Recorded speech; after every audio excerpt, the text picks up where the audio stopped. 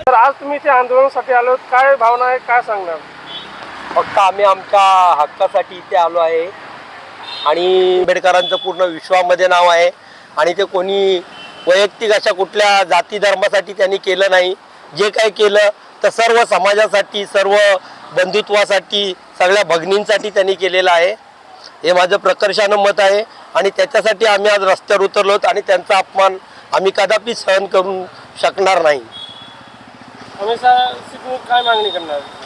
अमित शहाचा राजीनामाच हेच आमचं मागणी आहे. कारण त्यांनी जे वक्तव्य वापरलं ते चुकीचं वापरलं आणि कोणत्या वक्त्यासमोर आपल्याला बोलायचं आहे, कोणतं वक्तव्य वापरायचं आहे आणि अमित शहासारख्या माणसांना ते शोभत नाही, गृहमंत्री असून सुद्धा.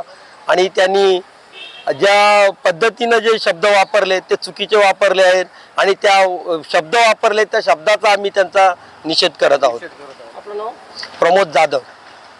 मध्ये जे भाषण केलं बाबासाहेबांच्या विरोधात, बाबासाहेबांचं जे नाव घेतलं ते अपमानकारक होतं आणि परभणीची जी घटना झाली त्यासाठी निषेध करण्यासाठी आंबेडकरी जनता आज सानपाडा येथे उतरली आहे. निषेध करण्यासाठी आम्हाला अमित शहा यांचा राजीनामा हवा आहे ही आमची आंबेडकर अनुयायांची प्रबळ इच्छा आहे.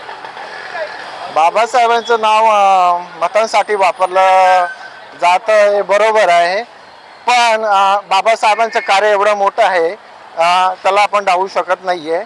बाबासाहेबांनी जे संविधान दिलं आहे ते फक्त मला वाटतं दलितांना नाही आहे, सर्व भारतीयांना आणि खास करून स्त्रियांना पण आहे.